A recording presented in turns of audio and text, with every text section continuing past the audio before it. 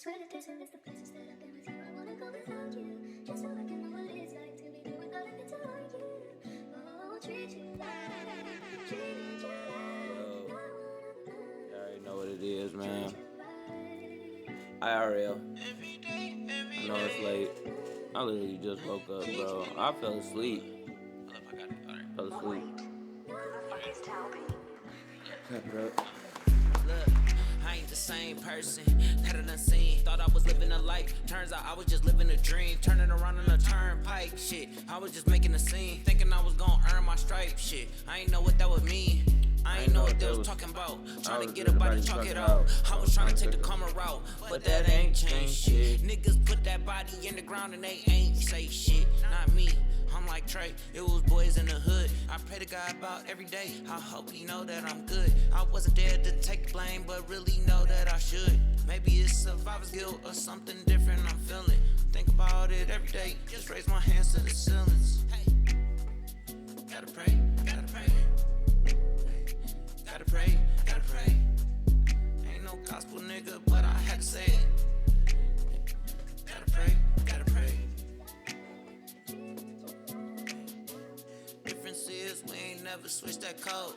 Niggas origami, yeah, I know you bout to fold. It's crazy how you dap up me, but never talk to bro. I see it, nigga. You tryna play them different parts like you a genius, huh? You try to backdoor me, then backstab me, then cut me out. I play it back, but really all you do is let me down. I throw my hands up to the sky, I gotta pray. Hey, gotta pray, gotta pray. Gotta pray, gotta pray. We So to think about you damn near every day. Yeah, bro. Gotta pray, gotta pray. Difference is we ain't never switched that code. Difference is we ain't What's never up, man? switched that. What's up, everybody who here? Difference is we ain't never switched that. Hold up. Difference is we ain't never Tired. switched that code. Gotta pray. Fell asleep. Gotta pray, gotta pray. Fell asleep like an hour ago. I had to say it. I fell asleep like 2 hours ago, really. Gotta pray, gotta pray. Like, now that I'm thinking about it, I fell asleep at like 8:30.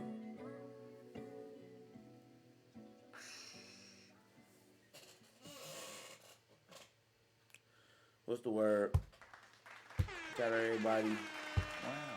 I'm in the building. Fucking with your boy today. I have no clue what I'm about to stream, honestly. I was gonna make music, but it's just late and I am not in the mood to make another song. I done did that shit 2 times in the last couple of days, so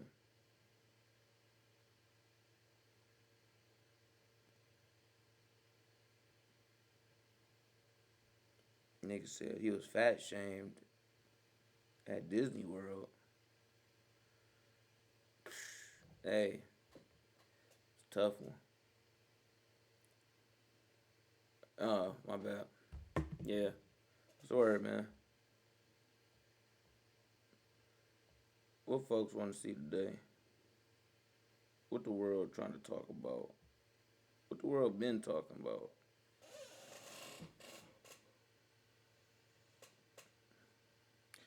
Yeah, I'm trying to stay active every day, man. Every day, that's the goal. It's easier some days than others. Today, obviously, my first day that I didn't work. It's like this should be the day that I had the most energy, but it's the routine thing. When you kind of get your routine thrown off, it's just like fuck. And tired. Working out there in that snow, in the cold, climbing the ladder all day. That shit is fucking exhausting on my body. Sometimes I even wonder how I make it through the days that I do make it through, and then make it home to stream sometimes. That's not to complain. Just a piece of life, really. This is literally one of the best parts of my day, every day. Even when I don't know what's going on, or even if I don't know what I want to talk about, knowing that I can hit the record on here and start talking, and people fuck with me or hear me, I'll go and watch the YouTube video. When I put the YouTube video out, like,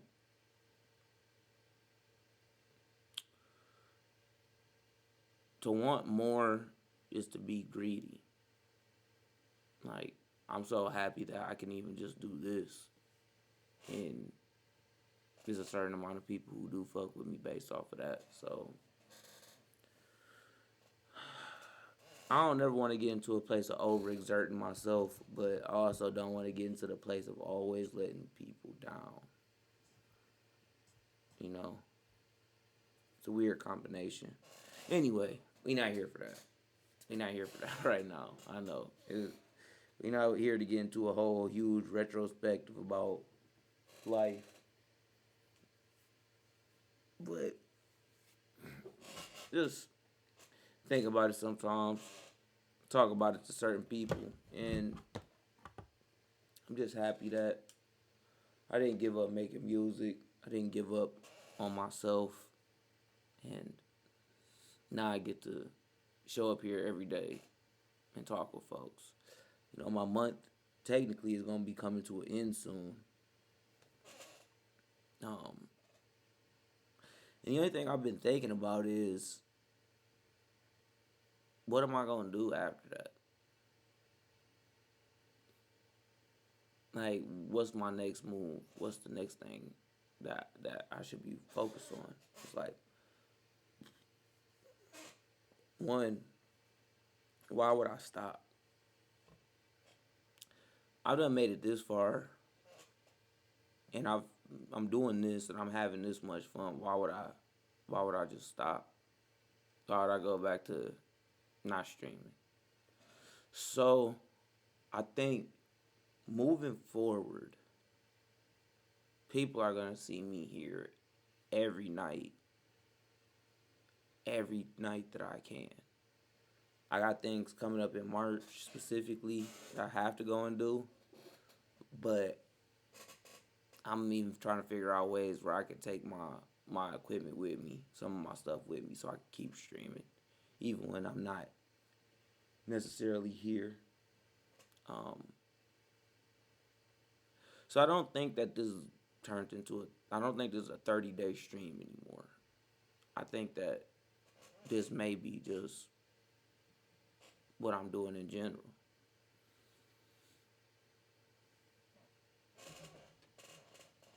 Oh, here. Liven it up a little bit. Yeah, I wanted to say that I was going to make a post about it and talk about it on the internet or whatever, but I'm just like, who cares? I'm not about to make this big grandiose post about some shit that people just not even going to pay attention to, really. I said on chat. Yeah, I'm almost positive that you can stream from your phone. So definitely something. I have things, I have amenities that I like, and it makes things look a certain way, feel a certain way, but I just want to make sure that if I do stream, I have the connection that I need more than anything. I do want to take a couple of things with me just to try, but even if I do have to do it straight from my phone, you still got to have a good connection. And where I'm going may not have the best connection. And unfortunately, I don't have the Kai Sanat backpack with the Wi-Fi and shit like that in it. So,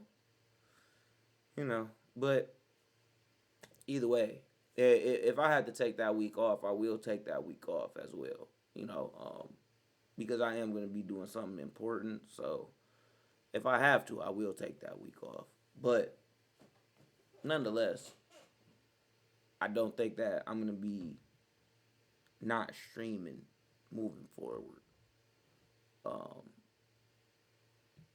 If I do, I'm going to really try to make it based off of my health, my well-being, my mental state, what I'm able to, sustain. But truth be told, it's like I show up here for an hour or two most days and get to talk and hang out and shoot the shit about the things I want to talk about. I was gonna do that here by myself anyway. Like honestly, the exact same things that I do here on stream, the exact same videos I watch, the shit I talk about when I'm watching the videos, I may just call a friend. Or I may just laugh to myself and just think about it. So, like, I'm doing the same exact shit. The only thing that's added is I turn this camera on, these lights on, hit a few buttons, and y'all get to watch it with me. Like, honestly. So, got long-winded there. I apologize. I'm thinking, from what I'm looking at, we got insufferable comedian has a meltdown during roast battle, and that's talking about Donnell Rollins. And then we got the Wallo. Ooh. Let's do some more of the Wallo and the Wallo and Shannon Sharpe interview. I think that's probably.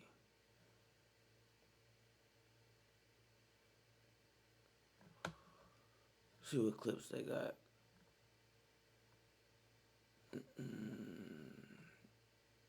I'm sorry, y'all. Let me.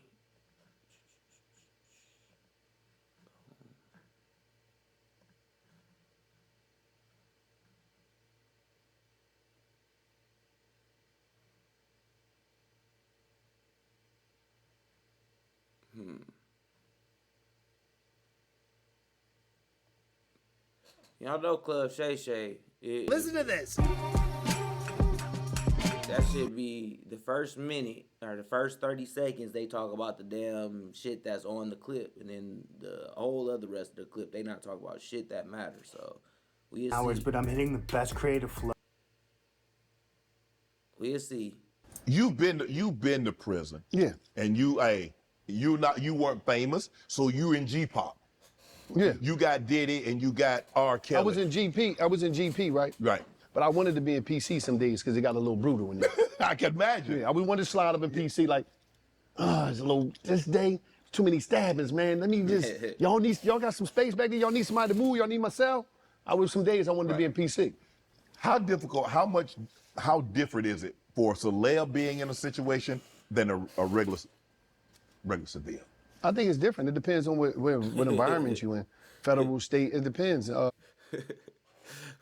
My man Shannon Sharpe, he'll come up with short form ways of saying shit that don't nobody else say shit, bro. What that nigga say? You was in what did he say at first? You was in G-pop? Some days I wanted to be in PC. Shit.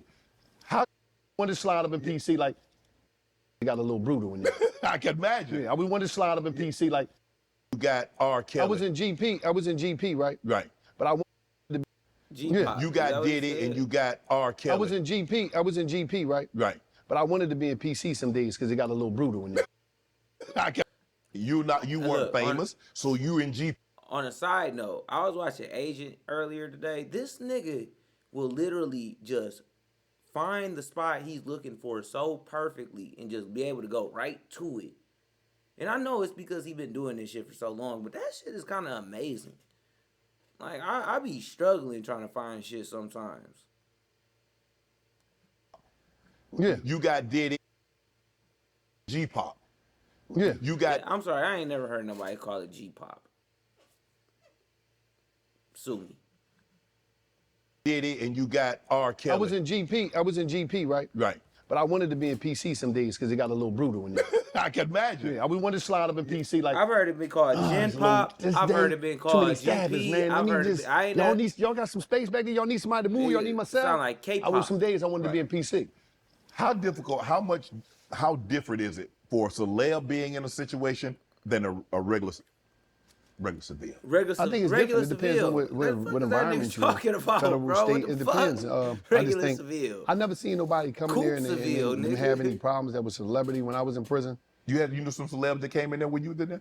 Yeah, some came through, but it wasn't like they wasn't on their level. Right.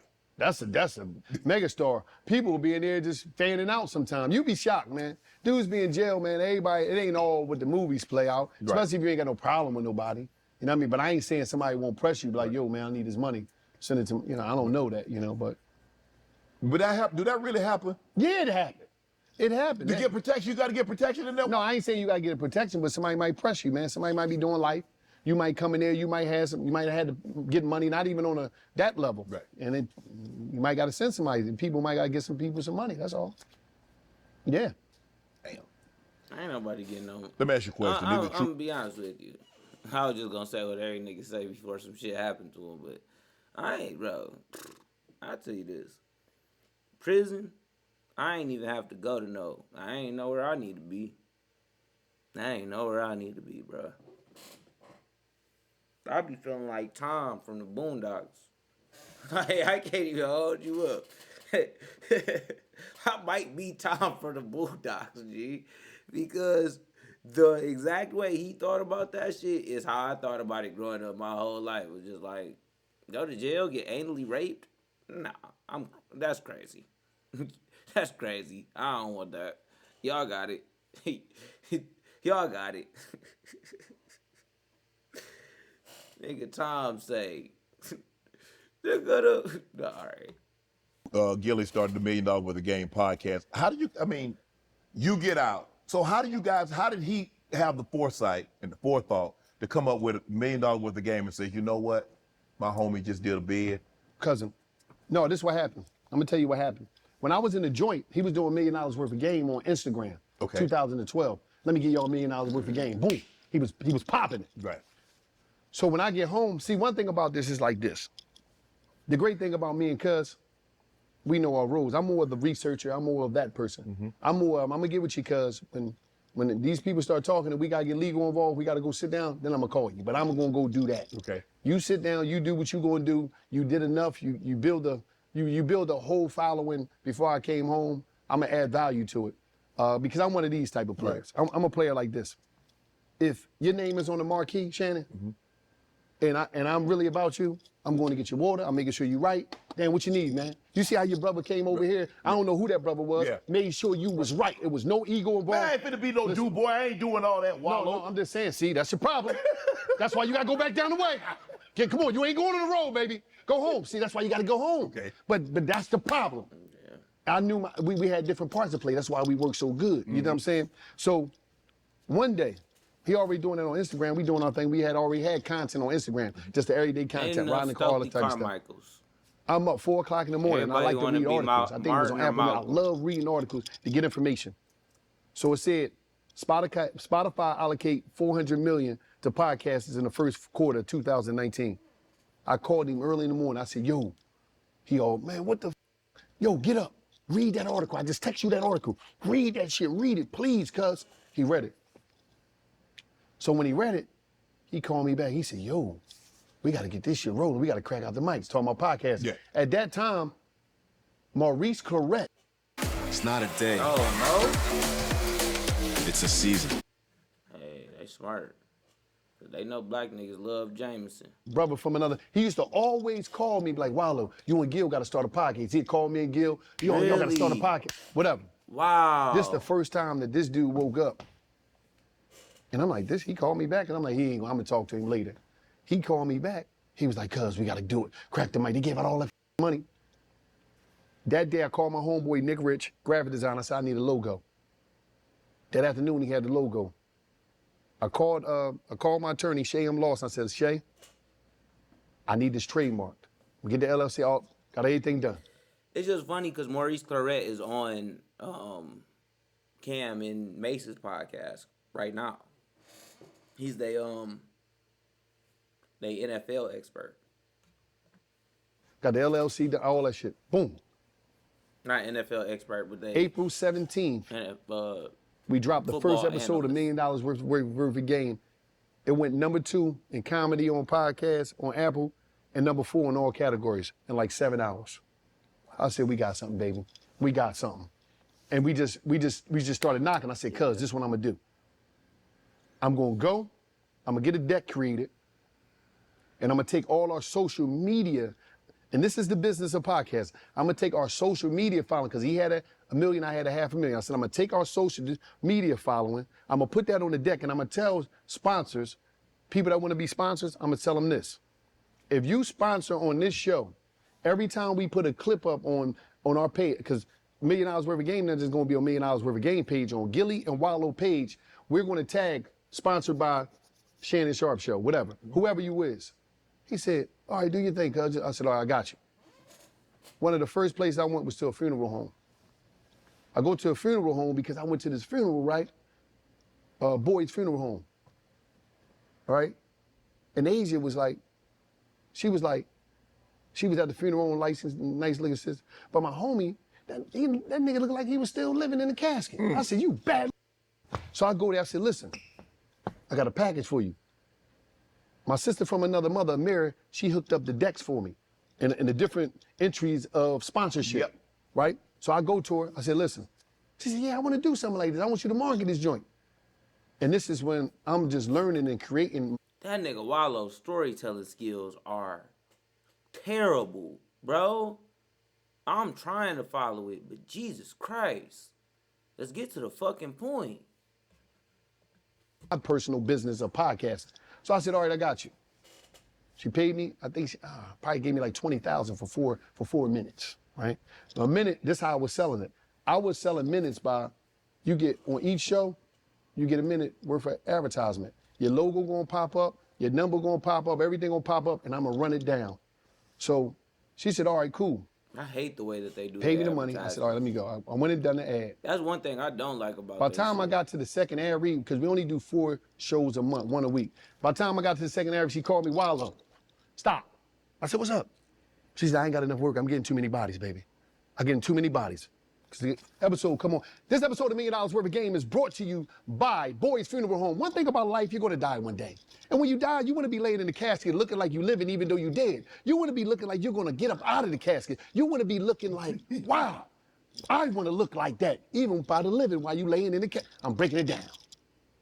She was like, it was that. Next thing, Springfield Hyundai. I go to them, bang, they say, listen, we gonna give y'all 25,000 a month. 4 minutes, back, let's do it, baby. I'm coming back, Gil like, I said, yeah, baby. I wasn't going off of CPMs and all that other stuff they were doing. I'm creating my own industry. In business, you gotta know your value. When you bring value to value, it increase your value. I knew that we was valuable. I knew they wanted brand visibility because we was cultural. Right. But I'm also a good partner, whereas though I wanted to be mutually beneficial. We doing business, I need to make sure you're getting taken care of. Forget what you giving me. Right. I'm not gonna feel right if I know, damn, Shannon gave us all this money, man, and we didn't do what we needed to do. That's not business. Right. So we popping it. It just kept popping, popping, popping. One day I get the most scariest call in my life. I'm in the crib. Phone rings. Answer number. Just before when I was answering numbers and I ain't know what it. I mean, I ain't had no money there. Right. Now, I want y'all to realize something. As I said, this is a 10-minute clip, right? 10-minute. This nigga, they have talked more about him and Gilly. Like, this clip is not named right. I would have still clicked on this clip if the heading was not Diddy and R. Kelly lives in prison, lives in prison, but instead it was Wallo explains how him and Gilly started $1 million worth of game. But instead, it's got this clickbaity ass title at the beginning of it, which they only talk about for 30 seconds of the whole fucking clip. And then the whole rest of the clip is about other shit, bro. This is, like, I'm so serious, Shannon Sharpe. This sucks. It's not that the podcast sucks, but the way that y'all do this shit, it sucks, bro. Honestly. Y'all niggas need to do a way better job than I know what it is. It's AI. Y'all on the AI just to create the clips for y'all, and y'all not even looking to see what the fuck it's talking about. This is a good clip. It's just titled wrong. It's not titled right, bro. So I said, how you doing? this is Wallo, right? I said, yeah, this is Wallo. Is Gilly around? I said, yeah. He said, this is about the podcast. I said, all right. Call Gil. Yo, man, got somebody on the phone. He said, hi, Gil, how you doing? He said, yo, what's up, man? Gil, like, who this, man? You know, Gil B. He said, hi, I'm Courtney Holt. So me, I'm a vicious researcher. I'm like this one on the phone. I sent it to Gil, screenshot. I said, oh shit, this dude that ran it, he's the head of Spotify at the time. I'm like, I'm saying to myself, how you get my number? In culture, nobody to do nothing for you. When you popping and you hot, the people that need to find you gonna find you. It ain't about nobody reposting you. They gonna find you. I don't know how you got my number. So now I'm on the phone and I'm like, he said, what do you guys want? Niggas.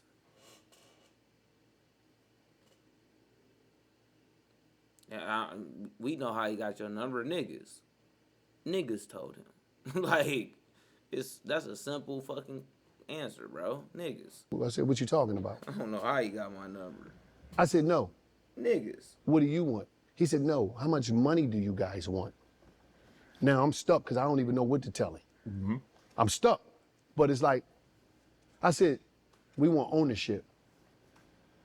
We want all our IP. We want to keep owning our IP. Yes. He said, we want your IP. So how much money do you want?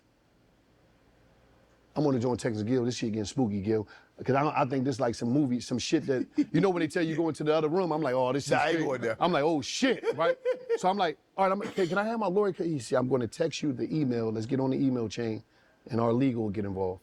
When they start talking about legal, you know this shit is real. Right. It's game time. Yes. I'm like, bet. Gil was like, who was that? I said, I don't know, man. Then I sent him all this shit. I'm like, that shit was scary. I was sweating on the call because I mean, I ain't never had, because I'm still trying to come up. That's when we got in the game. We had them. Did we negotiate with them? We negotiated with Barstool. It was, and it turned us up. But at the same time, I'm already getting the money from our own sponsorship. I'm already doing it. I'm getting a bunch of money. We doing it. We killing it. I'm doing all the brand deals, all that stuff. We was killing it. Want to join Club ShayShay? Become an official member by hitting that subscribe button, where you never. I'm gonna be honest with you, Shannon. I'm about to load up one more clip of yours, bro. And I swear to God, if it don't last at least half the clip, we gonna have some fucking problems, brother. Not personally, because I don't want to fight you. Obviously, you swole as hell.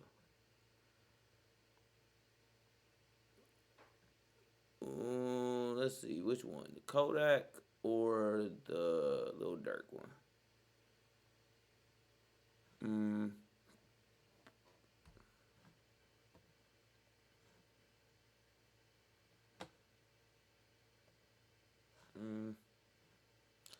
Let's do this one.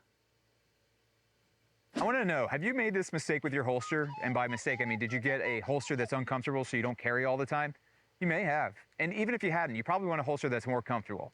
Enter the Vanish holster, the world's most comfortable holster. And guess what? Today, it's buy one, get one free on these. That's right. We're not going to run this special forever, but if you grab one right now, you'll get one of these already at a discount, and then you'll get the second one 100% free. Why would you want this holster?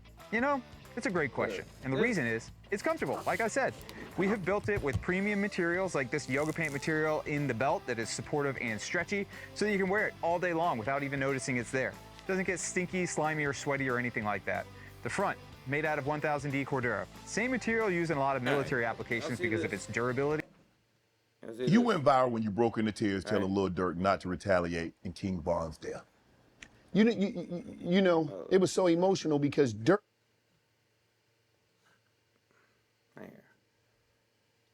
See, that's the only holster that you need, literally. That's it. That's it. You can put that. You can tuck this anywhere, G. You can put it in the front. Pause. You can put it on the side. You can put it on this side. Anywhere. It's literally boom, boom, boom. You put it in everywhere. I got this sweatpants on, and you can just boom, bam, simple. That's all. You don't need all that other shit. That's my opinion. That's my opinion. That's all I'm saying. All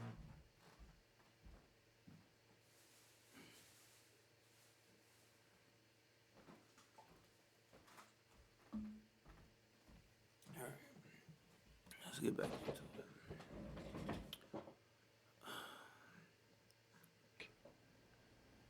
He said, I need you to come here, right? He said, we could do it in Miami, whatever, but I need you to come here because I need you to talk to these. That's what he told me. He said, I need you to talk to him, Wallo. I need you to talk to him. I said, all right, I got him. And when I get there, I didn't know it was going to be that many. It was like 100 of them. We in the basement in Chicago. It's 100 of them. And them niggas, they ready to ride? Yeah, no, they just was there, you know. Okay, they want to hear what you wanted to say. No, it wasn't even that. They didn't even know why they was there. Dirk was like, we gonna do it in the hood. Okay. I want you to holler at them, boom, boom, boom. So I'm like, I got you. When I got there, I'm like, he like, man, listen, I need you to holler at him. It just so happened that when I'm talking to him, I understand, because I'm talking to a couple of them on the side, and I understand that nothing is more important in the ghetto than revenge. Revenge is king. Yes. Closest thing to God. Because the black man is willing to die about his ego. The ego killed more black men than any other disease, nothing killed. They took everything else away from us. That's all we got. It's all you have. It's your identity as a black man. It's your ego. It's not a great place to be in, but it's a true statement.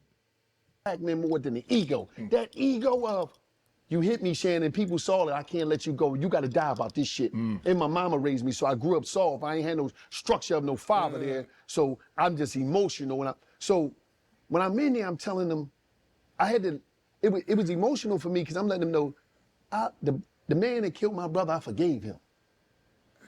Am I a coward? Am I a punk? Well, I don't know what that shit mean. But I knew that forgiving him mean that I was willing to live for my brother in an environment where we celebrate dying for somebody. I said, no, I'm going to live for my brother, my grandma, my brother, kids, my mama.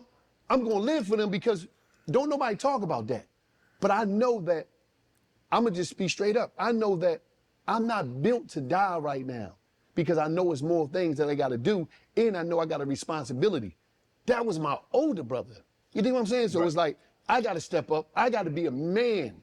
So I got to think as a man would think, not as a street would think, that would die about his ego and leave his babies, leave his mama, tear down the community about the ego. My ego wasn't built like that. I wasn't that strong to have that type of ego. I wasn't cut like that. You mentioned that you had to forgive your brother's killer. How long did it take you? Because they say forgiveness is... All right. But goddamn it, it's a 20-minute clip. It's a 20-minute clip. Shannon. Go down the pathway of questioning a little bit more. Like, you talk about one thing, and then you question it into a different direction. It's like, bro, stay down the course for at least a little bit. Don't shift everything 2 minutes after you ask the fucking question. Not for the person that wronged an individual. The forgiveness is for the person that's been wronged. May came to see me. So my niece, she come to see me the week after her dad get killed. This the first time I meet this little I'm telling you, she was like 4 or 5. She was like probably 4 or 5, but she was like 50. So when she came in there, she ran around the visiting room, she jumped on my lap. She said, "Oh, when you come home, you're not leaving, you're not coming back, is you?" I'm like, "No, I'm not coming back." She said, "I need you to take me here." She telling me all this stuff. And my nephew there too, I'm just talking to him. And I'm like, damn, somebody finally counting on me. Somebody looking at me in the way I never had nobody look at me. You see what I'm saying? In that way, my little brother, I was always in the penitentiary, so my little brother Jalal, we really didn't have the time. So I'm like, damn, this little person looking at me like that, she putting a lot of power and a lot of energy on me. And so I already had it in my mind because I'm gonna just tell you something. Shannon, I'm not built like that to go kill no black man. I'm not built like that. I'm not designed like that. I'm not tough like that. I'm not ruthless like that. I'm not heartless like that. That's just not me. That's something that I do understand a lot, and I feel I don't like hurting people. I don't like putting my hands on people. I don't like. I don't want to cause people harm. And the times that I have done that shit, it's made me feel so bad. Like literally bad. Even if somebody deserved it, it don't make me feel right. It don't make me feel like. And I always thought like what people got to deal with who do kill people. It's like certain people, it's like don't matter. But for a person who it does matter to them, if you aren't that ruthless, if you aren't that heartless, kind of like what he's saying, it's a deep cut. It's a lot to deal with mentally, man. So I definitely feel where you're coming from. It's just like I just ain't cut like that. And my worstest fear in the history of life, I don't give a how I die. I don't care what happened. But if a black man kill me, you're gonna hear my scream until life end for everybody. You're gonna hear my pain. My tears is gonna flood the ghettos of America. I don't care about nothing else. But don't let me go out like that. So I said to myself, I ain't built like that. Why I want you dead? Because I don't know. Listen, I don't know what happened that night, why it happened. Only thing I know is my brother got shot. He ran to my grandma's house. She opened the door. He died in my arms.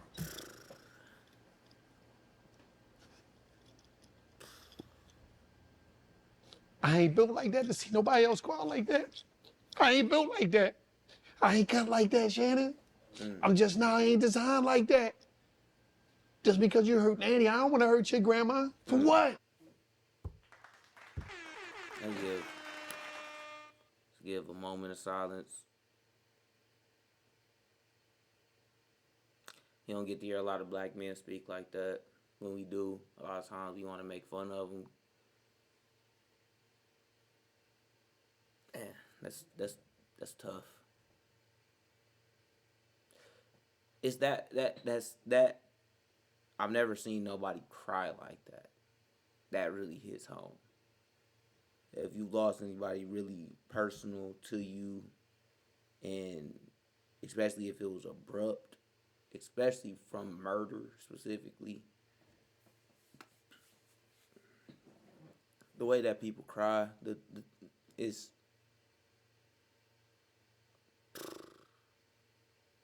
it's like it sticks in your mind forever. It's like a recording almost. Like one of the most haunting things that you can think of. And then when you probably need it the least is when that recording decides to go off in your mind and you hear it. It's gut wrenching. I don't want to say heartbreaking, but it's literally like, man, your stomach will just fall into your stomach acid. And it just... If I hurt your grandma, when the shit gonna stop? It's a continuous cycle. You said that by not retaliating, it gave you the freedom to spend time with your family. When I got out of jail, right, I ain't have a lot, but I had everything. Because I remember something. Back in the day in the ghetto, we ain't had nothing, but we had each other, so we had everything. So I'm like, damn. I told her I was gonna take her to these places that I ain't even know I had to take her to them. Right. Cause I ain't know these places. I just was telling her, I'm in jail. She's like, you gonna take me here? Yeah, I know that. I'm just listening to her on the phone. I got you, I'm gonna take you there.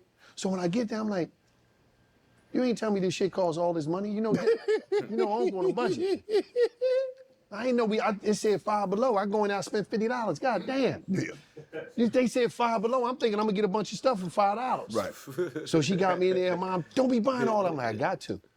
I just wanted to show up, not just financially. I wanted to show up mentally, emotionally. I wanted to show up for them. And that was my whole thing. So it was like, bang. That was all it was about, was living for them and being able to see them to see me, for me to be A lot of people know me from the podcast I used to do, but hear me sometimes say, just because somebody sells drugs doesn't mean that they aren't a good person just because somebody works a regular 9 to 5 job means that they are a good person. Wallo is a perfect example of that because he's a dude who went and spent 20 years in prison and then came back home to try, and from what I see at least, tries to be one of the realest people for the people around him. It's like your path in life, where you come from, what you've done, it does not dictate who you are as a person at all. You literally dictate that so much. And I wish people would understand that a little bit more, because I feel like that's kind of like that sense of hopelessness. One thing that Wallo talks about when he went to prison was he had to literally go insane just so that he could stay sane and then be able to come back out and be normal.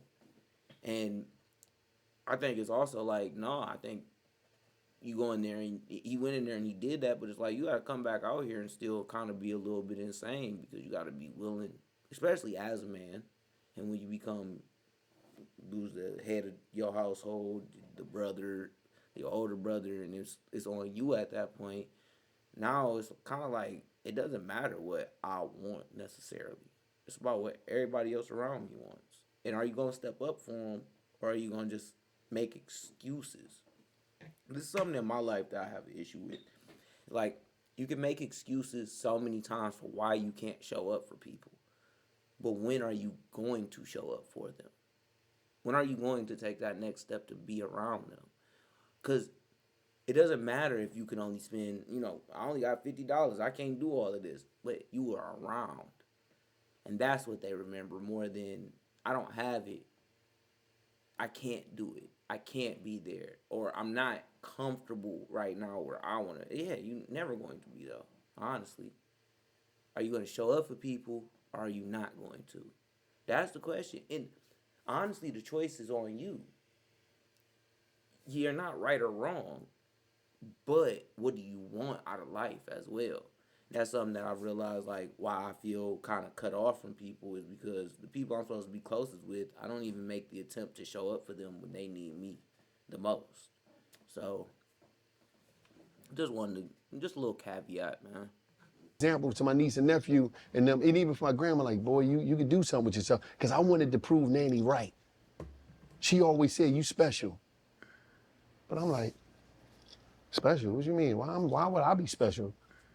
I'm thinking she crazy, telling me I'm special. I live in the ghetto. I didn't know you could be special coming from the ghetto. Dirk said, this mofo really dropping tears for this ish. Do you feel like he heard what you were saying? Do you feel like the guy, not only did they listen, because a lot of times people listen to respond, but did they listen to understand what you were saying? I hollered at a lot of them afterwards. Someone would call me. It's not about them listening, it's about conditioning. It's about environmental. You can listen to everything that I say, but a lot of time, as I'm still growing, I don't have the resources to remove you from the danger that you're up against every day. A lot of things these young brothers, they do here, they smart. A lot of them are smart, but their environment don't allow them to grow, because I can't move out of this environment right here, and I know them dudes down them block, they want to kill me. I got to protect myself. I want to kill. So it's deep. We tell these kids a lot of things. And all we do is criticize young black male every way possible. We criticize them as much as possible, but we don't bring no resources. You know how many people make money off of just criticizing us and talking down on not just us, it's black people. Mm-hmm. But they don't got no, okay, you criticizing us. You got all these gigantic platforms. What we doing is cool, Shannon, but they got huge media platforms where they just want to tear the people down in the black community, but they ain't coming up with no solution and they ain't bringing no funding. Mm-hmm. So I can tell these young brothers this, that, and the third, but they still got to take care of their baby, and they got to figure out the only way that they know. And in order to really take somebody to another level, you got to have time, energy, and resources to deprogram them so you can reprogram them. The programming was hit. The dehumanization of black people by black people was strong. This is some shit that we done. It started from when a little boy is young, and he playing on the swing, and he fall, he start crying, boy, be tough, don't cry. We're taught to ignore and bury our emotions and our feelings and our vulnerability. That's not cool, that's not tough. So all that stuff right there, It's a real big programming that took place by us alone. So how do we come up out of that? It's going to be deep. It's going to take a lot. How does one outgrow the environmental aspects, the constraints in which he or she is brought up in, if they're not removed from that environment? Because the fish is only going to get so big if the tank is not conducive for it to grow. A tree is only going to get so big if their environment is not conducive. So if you just put a tree in a tub, it's only going to get as big as the tub allows. Now, if you take that tree out of a tub and let it grow in a 50-acre field, it can grow, it can flourish. How difficult is it to reprogram? You say reprogram so I can program. What Jay-Z say,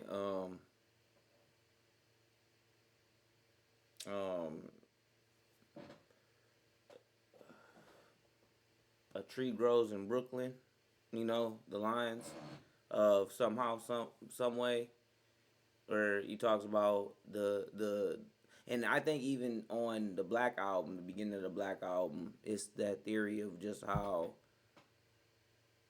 can a tree crack through the pavement of Brooklyn?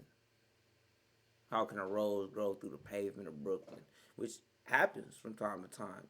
But in this concrete jungle, a seed falls in between the pavement and finds ground and gets enough water and enough soil to finally crack through the pavement and become its own thing. It shouldn't even be able to happen. And that's kind of what's going on in a lot of neighborhoods. Is it's tough for you to be watered, for you to be fed, for you to get the things that you need, when honestly you kind of living in this concrete jungle area. How are you supposed to flourish inside of it? And some of it's not even, inner city issues, because some places, a lot of times we do get caught up in inner city or urban problems when there are places that are considered rural that are going through even a different level, but just as bad of problems that people aren't talking about. In the right aspect, how difficult is it to do that? In the history of our community, the people that was able to do that, it was a few. Educational relocation is the greatest thing that happened to college.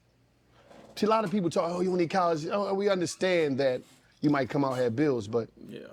college exposed you to other cultures. Yes. See, yes. the hood lack exposure Yep. to Opportunity. the world. Opportunity. And a lot of times Yep. you don't never think about everybody that left. Mostly everybody that left, you never really see them come back because they meet other towns, they get relationships with people, and they go. They go and they see the world. They the ones that come back. Most of the time, them people that go and get the education, they're the strongholds of the family. They're the ones that the family count on. Call your uncle, call your aunt. She down there, she's a doctor, she's a lawyer, we gotta start educating ourselves, making sure the kids is educated, putting books in their hand over tablets. We gotta start there because This is one thing I will say though. That college thing, it is true, but the problem that a lot of people don't have is that they don't push their kids into any other thing except for college. You can get a lot of those same experiences working at a better job. Maybe not McDonald's, maybe not at this. But one thing is that it took me a long time to get underneath myself and realize I need to do something worthwhile and actually put some of my fears aside to go after a job that can put me in a better position. A lot of times people are allowing their kids to try these like entry level jobs where they can be starting off at a better place or going into a trade. I say that to say that gets you in front of people, into people's homes, where you have to talk to them, communicate with them, talk about different products and services and shit like that. That it starts for you to build a rapport, not only with them individually, but people like them. So then you can kind of compartmentalize and be like, this person acts this way. I know how I can kind of, how I'm supposed to kind of deal with these type of people. This person acts this way. I kind of know how to deal with these type of people. These people I don't deal with at all because I already know what it's going into. And as soon as they say certain things to me, that means that this is just not what I'm about to do anymore. So you can get that discernment as well when you're not doing basic entry level working at a factory, working at a plant, working at McDonald's, working at stuff like, and this is not to talk down on any of those jobs whatsoever. I think all of those jobs are great places for people to figure out themselves. And I'm not even saying like move out of those companies, even inside of those companies. I think those are all of those things I named are good places for people to be at. But if you want to expand your horizons, if you want to be more than just that, and you don't want to go to college for those things, you can still do them. You can still figure that out. You can still have those experiences. You just have to take another step to have those experiences. I'm not gonna say we're at the point of no return, but some people is just stuck and they're using that as a badge of honor. Sometimes in our hood, ignorance is a badge of honor. Yep. It's a cool thing. Yep. Nobody wanna, we can't say that about, because anytime black people say things about black people, they ain't supposed to say that out loud or whatever. I don't know how that shit can. Yeah. But sometimes it's a badge of honor. Oh, I'm this. Think about it. Yeah. We put on a pedestal the criminals. American way, the American way. At the end of the day, we love the successful criminal. We love Tony Soprano. We love Scarface. We love Michael Corleone. Mm-hmm. This is proof. The judge, the lawyer, the district attorney, the presidents, all them people, they love the movies. They going. So the programming is deep. How difficult is it to really break a cycle when, you see a father that goes to jail, he had brothers that go to jail, and now you see a kid, the only thing that he knows is disruption, corruption. Yeah. Got him going crazy. Look, heard they talking crazy, it's never to my face. Ricky's on my feet, got me icy like skates. Just know when we pull up that we buying out the place. I'm about my money, all the rest is in the way. I'm about my fam, all the rest is in the way. Hey, I said, oh my God, I've been on my job with it. Everywhere we go, I'ma ride with it. That little homie said he keep that thing tucked. New girl went and got herself that nip tuck. First we hit Chanel, while selling.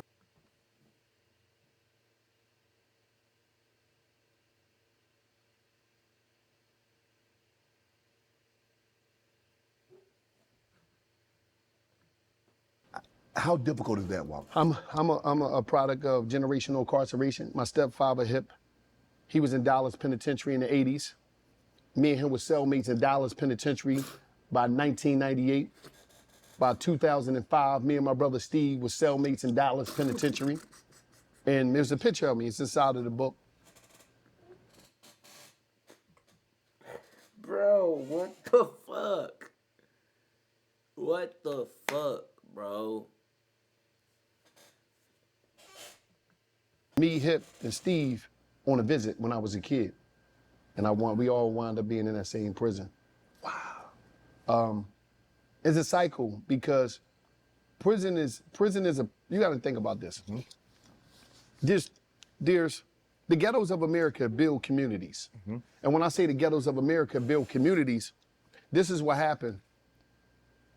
As we do so much crime in the inner cities of America, there are small towns in America, middle of Pennsylvania, middle of Ohio, middle of California, where, population is up. Then one day you just see this landfill, you see some construction workers come. And then a truck, these 18-wheelers come, a bunch of them. And they start putting these new prisons together like Legos. Then a gas station, they build a gas station. Then a Walmart park up. Then a hotel pop up. We building communities. And I'm gonna tell you a story, deep one. It was this guard named Skeeve. I used to go back and forth with him on the tier. Because I used to always speak up because he'd go in people's cells when they in the yard and do checking. You ain't supposed to be nobody. I used to say little stuff. So we used to battle. One day, he set me down. I go to the bubble to get some legal mail, because when you get the legal mail, you got to sign for it. Mm-hmm. And he said something strong to me. I never forgot this. He said, "Come here, Peoples." That's my last name. Mm-hmm. I said, "What, man? What you want, man? I'm just signing for my mail." He said, "Look." He opened up his shirt, and between his shirt and his vest, because they had a stab-proof vest, He pulled out an envelope. The envelope was folded. He opened the envelope. It was a picture. He put the picture down. Says, I'm signing for my what's name. He opened legal mail.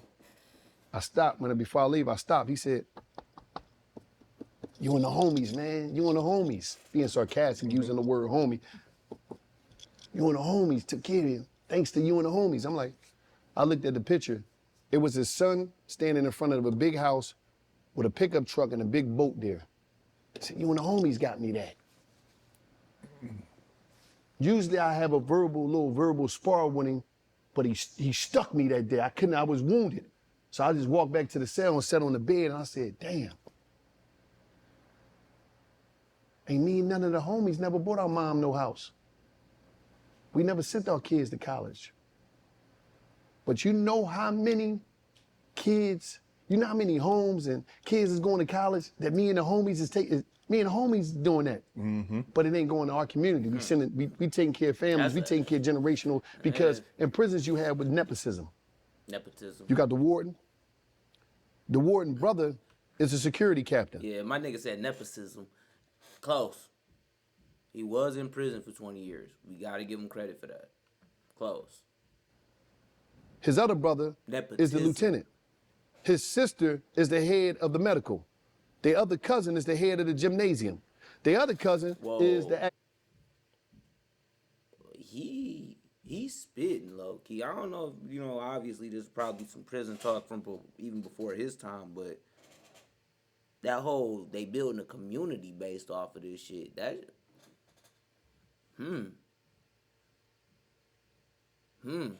activity director. tough. The other cousin is the head of the workforce. That's tough.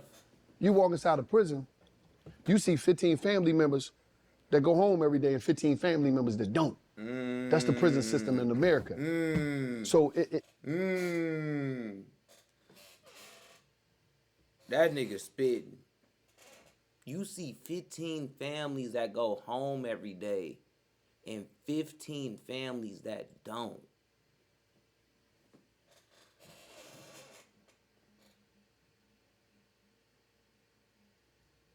That's shit. 15 families that go home every day together and 15 families that don't. Oh man, I've never even thought about this shit this way, that this nigga low-key spitting.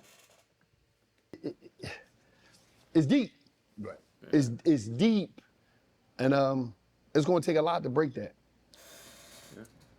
Why is it that a lot of times that you see rappers and they rap about that, and they made money, millions, and they still go back to that culture? Why can't they let that go? Why can't they escape that one?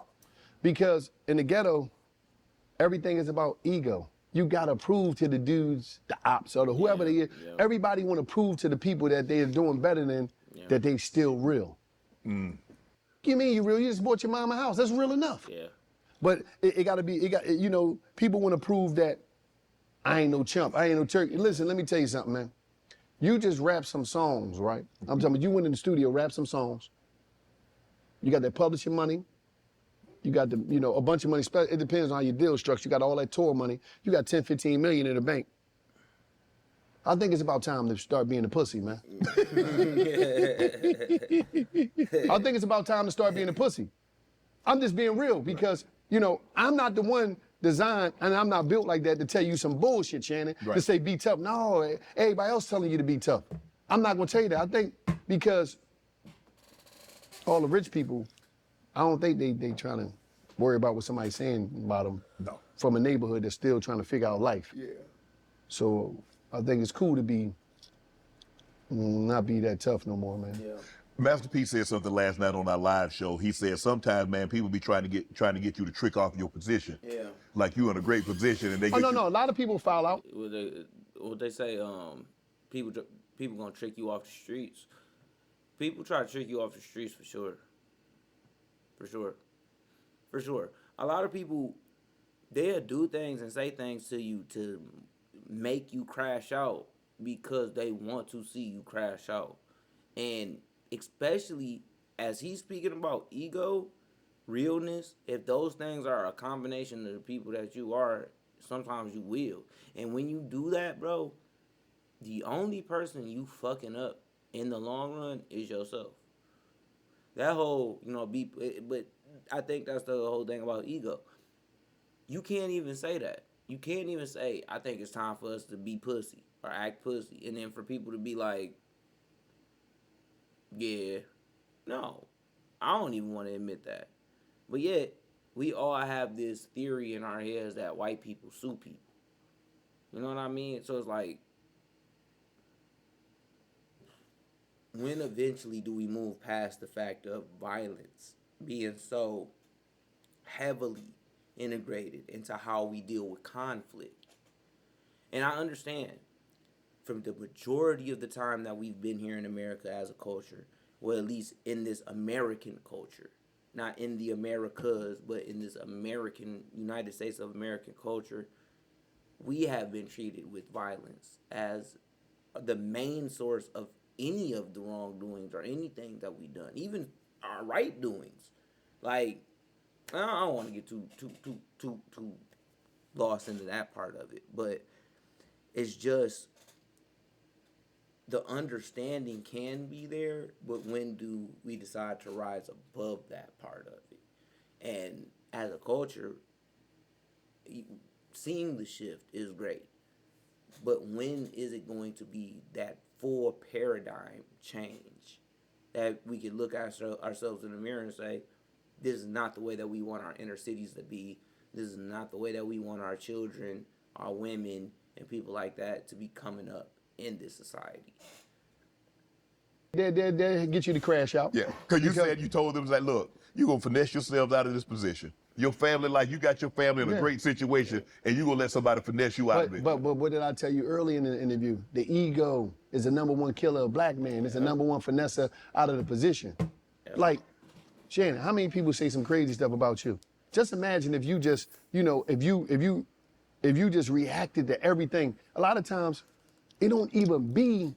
A lot of times, it don't even. And Shannon has reacted, and I'm because we get boiling down to the end of this anyway. But he has reacted. This nigga Shannon literally was trying to fight Mike Epps, a comedian, bro, for making fun of that nigga because he was calling him gay. So yeah, everybody ain't gonna get to you. But the thing is that nobody should be able to get to you.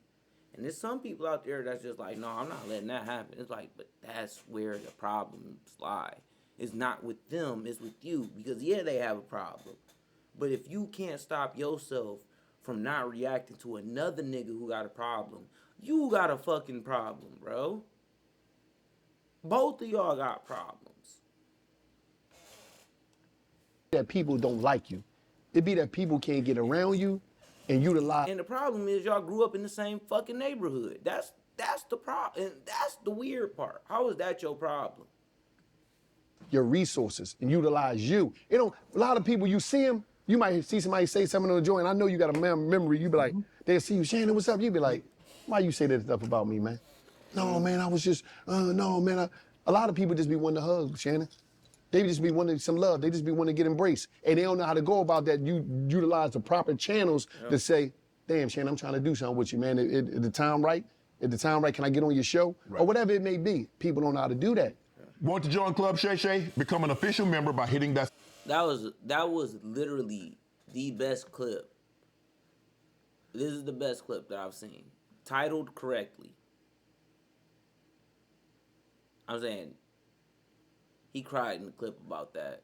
He cried in the original King Von interview. He wasn't talking about him crying on his and Black Men. But yes, this is the best clip that I've seen.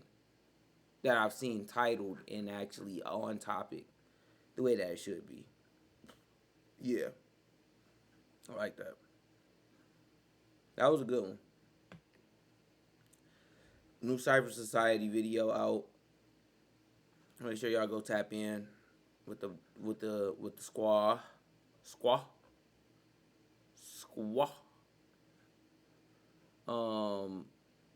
Yeah, man, I think that's gonna about do it for me tonight. I didn't think I was gonna be able to get anything. I was worried that I was just gonna be on here rambling. But that Wallo and Shannon interview seemed really good.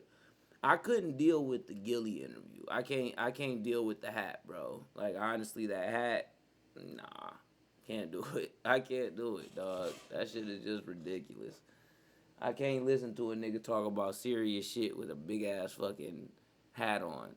It's like T-Pain when he was wearing that big ass chain that said big ass chain. Like, alright. It was funny when you see it initially, but then you gotta wear that around for the rest of the day type shit. So I don't think that's cool. That's just my opinion.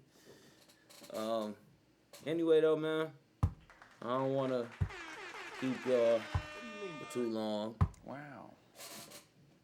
Glad that we was able to chop it up again today. Another great one. Tap in with me tomorrow. Not really sure what I'm gonna be doing, but I'm hoping that maybe some more YouTube's gonna come out. If no YouTube's come out, I'm thinking about maybe try to do some like emulation or gaming on the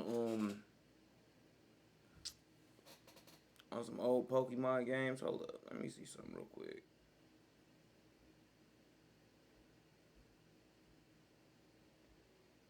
And hold up, let me see something real quick, y'all.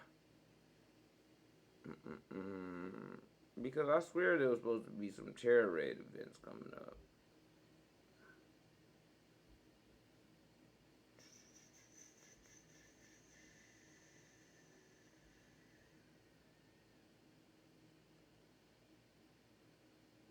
Hold up. I swear there was supposed to be something coming up. Yeah, that's it.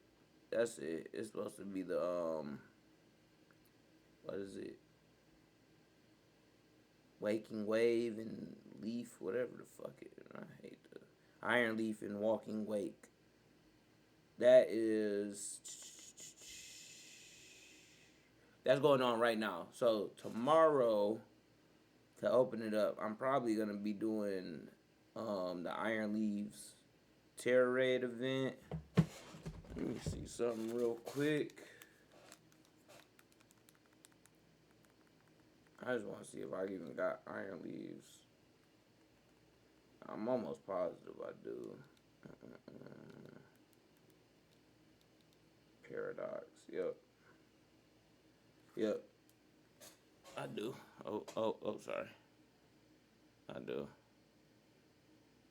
But I don't think I got this in the Terror Raid event either.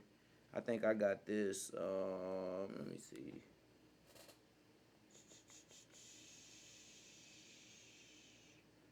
No, I did get this in the Terror Raid event. Crystal Cavern at level 75.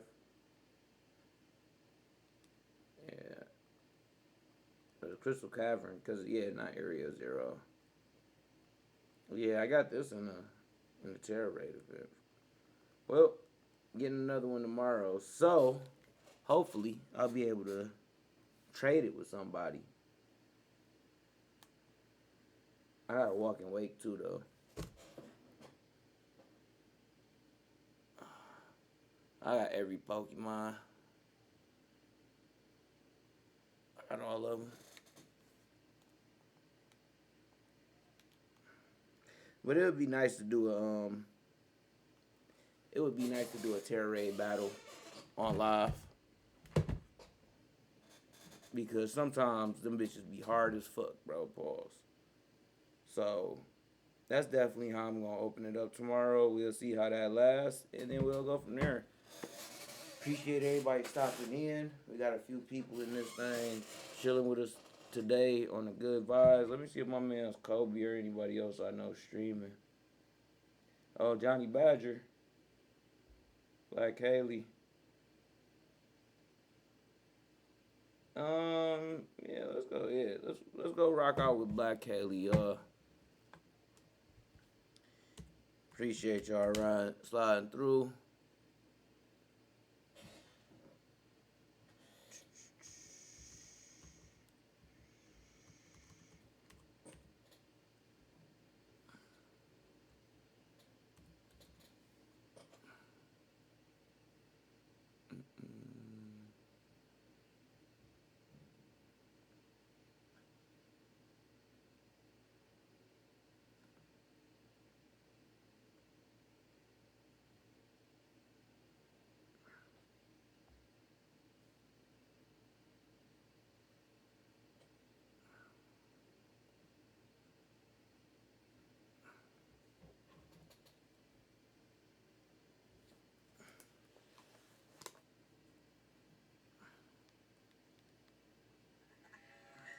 his fucking toes, bro.